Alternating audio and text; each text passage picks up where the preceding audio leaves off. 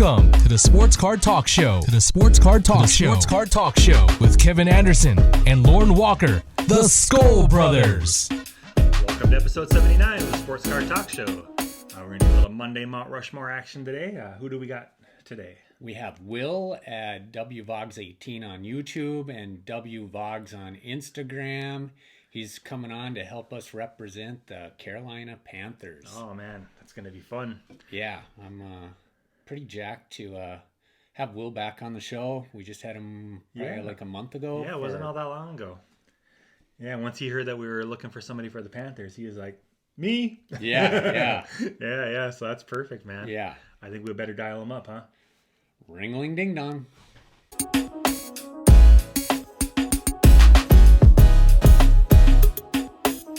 All right, we got Will on the line. Thanks for joining us, Will.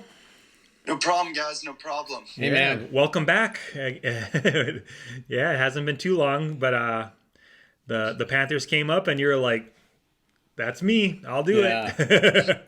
So we appreciate you doing this, man. I appreciate it as well. It's my team, like you said, and can't wait to dive into it. Let's do it, man. Let's jump into those honorable mentions. Well, first on my honorable mentions, I had Jordan Gross. He's in the Panthers Ring of Honor, and he's a 3-time Pro Bowler. And he was a steady offensive lineman. I think he rarely missed a game, maybe not even missed a game. And it's crazy. He used to be like really big, but if you look at him now, he works for the Panthers. He lost all that offensive lineman weight, and he doesn't even look like he played O-lineman. Oh, wow. That's fun when they do that. He was a really big offensive lineman and probably the best O-lineman in our history, I think. Oh, nice. That's the thing about those offensive linemen. It takes a lot of work for them to keep that weight on to be an offensive. Yeah, for real. Yeah. Cool, man. And then I had Jake Delhomme. He took us to our first Super Bowl appearance in 2003. And then he was a one-time Pro Bowler. He also played in NFL Europe, which is a fun fact. Yeah. I was Jake Delhomme was on my list of Carolina greats, so I'm glad you mentioned him. Yeah, he was probably before Cam Newton. He was really good. Yeah, I was debating between like Kerry Collins and like a bunch of others, and I'm like, no, Jake Delhomme took us to our first Super Bowl. This guy deserves it. Yeah, big time. Absolutely. And then this is a controversial one. I got Cam Newton. But he was the first overall pick. He was a Heisman Trophy winner in 2010, 2010 national champion, and NFL MVP in 2015. And if you look on Wikipedia, he has so many records. Like, I was going to put notes on them, but there are way too many about his records. Right. There's like a huge list on his records for the Panthers or NFL. It's just so many to name. You would have to look at it yourself. That would probably take up a whole video just to list all. And then I have Greg Olsen, who was just recently released. He has the most receptions by a tight end in Panthers history. And then, I didn't know this, he was the first tight end to have 3 consecutive 1,000-yard seasons. Personally, I thought it would have been Tony Gonzalez or Antonio Gates. Yeah. Wow, it was Greg Olsen. That's cool. Awesome. So yeah, those are my honorable mentions. Nice. Yeah, Greg Olsen started his career with the Bears, so I didn't like him for a while. Yeah. And you can't help but love the guy. He's just a stand-up dude. He does a lot of work in North Carolina for like hospitals. Like his kid has a thing going on. I don't remember what it is. And like he visits kids in hospitals. He's always cheering people up. His family always go to the games. It's like, I think he has 2 sons and 1 daughter, but he just is the definition of the Walter Payton Man of the Year. Always helps the community. Always be there for people on and off the field. An overall great guy. I actually met him in person once, and talked to him and said, "Oh, I have you on my fantasy team." He said, "That's awesome." And no, it's funny because he was eating dinner with his family, and then I said, "Mr. Olsen, can I get a picture?" He's like, "But of course, for the fans." Oh, nice. So he was really chill. That was really nice. That's nice, man. Good story. Yeah. Yeah. Okay. The Mount Rushmore now, I'm assuming? Yeah, let's do it. Yeah, let's do it, man. Okay. As you guys can see, I'm wearing a Steve Smith jersey. Oh, yeah. So he's number 1. He's on the Panthers Ring of Honor. He is a 5-time Pro Bowler. He is ranked in all-time for career all-purpose yards. He's ranked 7th. And in receiving yards, he's ranked 7th, 12th in career receptions, and 25th in receiving touchdowns. So hopefully, soon enough, we'll hear his name in voting for the NFL Hall of Fame. He has my vote, personally. And for his size, too, man, he is just... Very undersized. Very undersized. I went to see some of his games. He's short, but, dude, that guy can run and catch. Like, don't underestimate him. There's one play from the playoffs. I don't remember what year it was. It was called X-Clown. It was like a crossing route, and he, like, blew past the defense, caught the ball, and he ran for a touchdown. That play was unbelievable. Like, if you haven't looked it up, it's probably one of the greatest Panther plays in history. Yeah, what he made up, I don't know how to say this, but you could just, Steve Smith played with a big chip on his shoulder, and he just, he just made plays. He was a player, man. He was a football player. Yep. Oh yeah, tough as nails. Yep. My worst memory of Steve Smith is it was must have been 10 years ago. The Vikings signed Fred Smoot as a free agent, and he was going to complete our defense.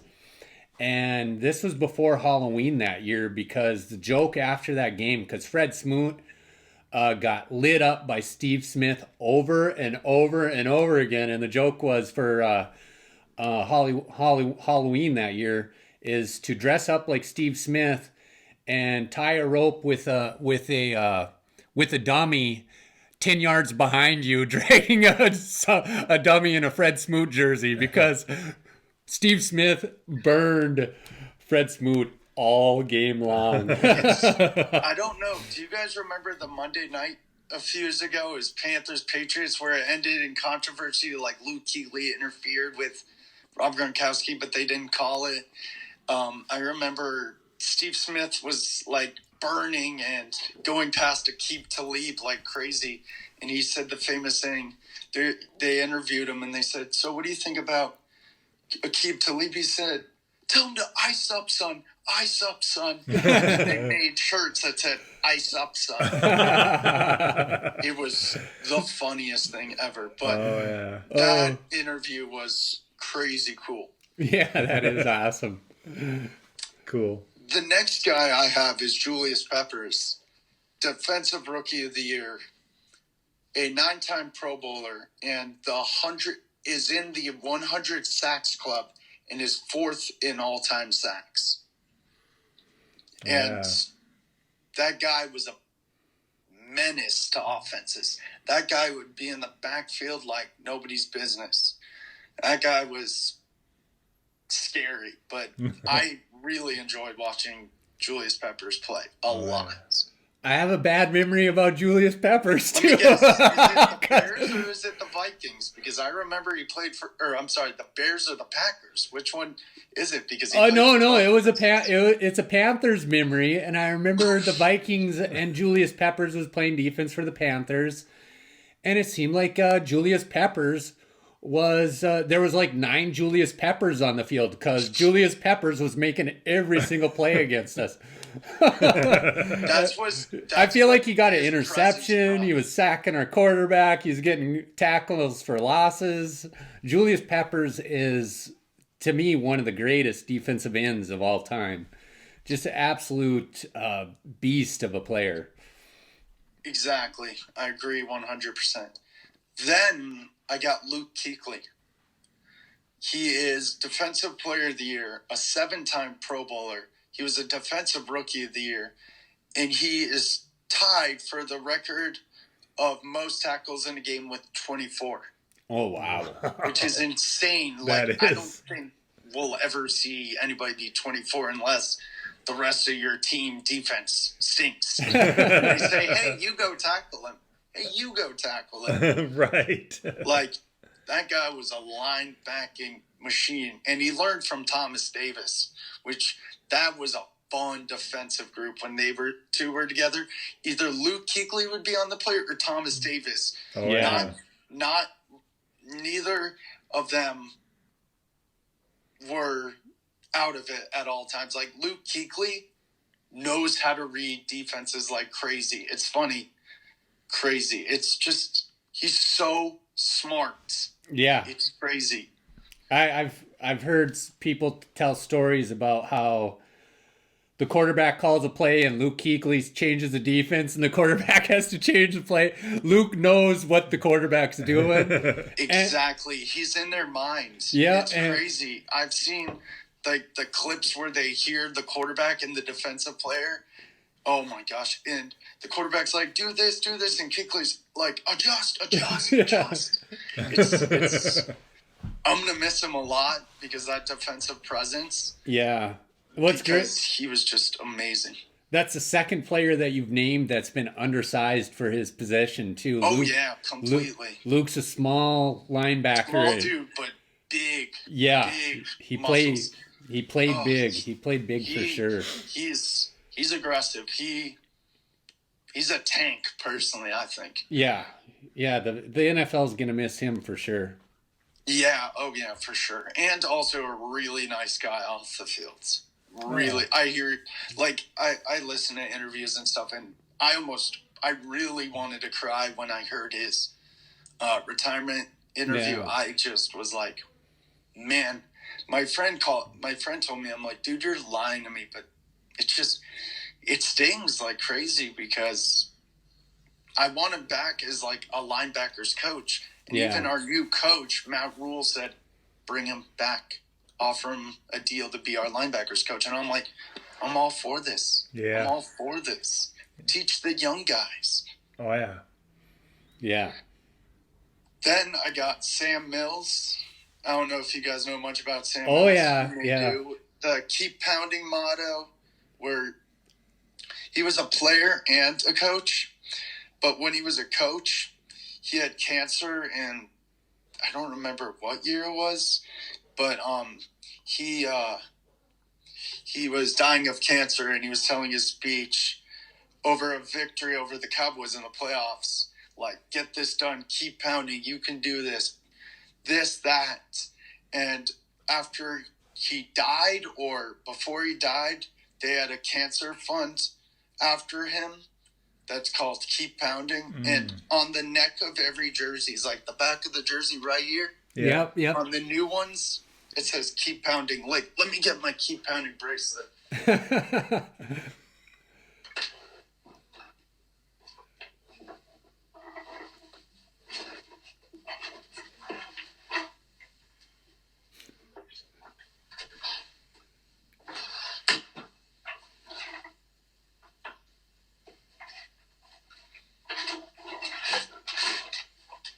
I have to cue the Jeopardy music in right here. I can't even find it, to be honest. That's somewhere else. That's all right, Will. My bad, just wasted some time. It's all good. No, but it's like a blue wristband that says Keep Pounding. Oh, cool. But it really resonates with the crowd and the Carolina Panthers team spirit. Like, for example, during games, one side, the guys who pump up the crowd, one side says keep, the other side says pounding, and it goes, keep pounding, keep pounding. That's it gotta resonates. be pretty cool. It's yeah. great. It still feels like he's here, and I'm pretty sure his son coaches with us currently or somewhere else. But Sam Mills was a big instrumental part of our team history. He has a statue outside our stadium. Nice. Sam Mills was on our list, and I kind of wondered where you would put him, and it's really cool that you put him where you did. That's awesome. I had no debate about it. I had no debate at all about it. I was like, this guy was the heart and spirit of Carolina Panthers football. Told everyone to give their best, push their best, don't give up, always strive forward. So that's why. And I always look for those words every day. I'm like, even if it's a bad day, just keep going, keep pounding, keep going through it. Yep. You'll knock down those barriers. There will be a good spot soon. Just keep moving. Yep. That's awesome. Yeah. And then lastly, actually, I think that's it. Yeah, that's it. Okay, so Sam is the face of the franchise in your eyes. Yes, personally, there's a lot of them, but Sam Mills is like the motivator and the inspiration to the team of the franchise. Yeah, very good, man. That was awesome. Fun to hear about him, and the stories are great, man. You had some good stories with each player, and thank you. Really appreciate that, man.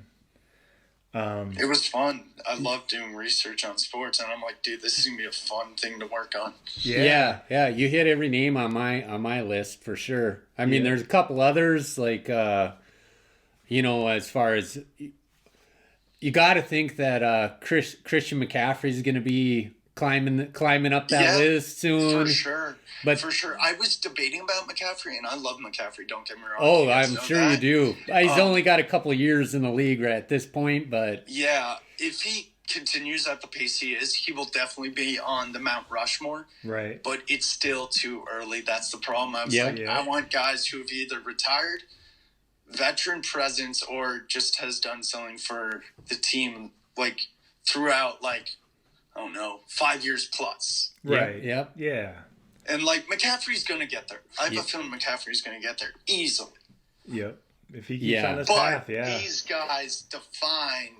Yep, for sure. Yeah. What a Carolina Panther is and what it's supposed to be. For sure, man. Well, I think that's a good way to end it, man. You did a great job, and we'll bring the episode to a close. But if you want to hang on the phone for a minute, we'll talk for a little bit here. That'll bring episode 79, the Monday Mount Rushmore Carolina Panthers, with Will at wvogs18 on YouTube and wvogs on Instagram. That'll do it. Skol Brothers out.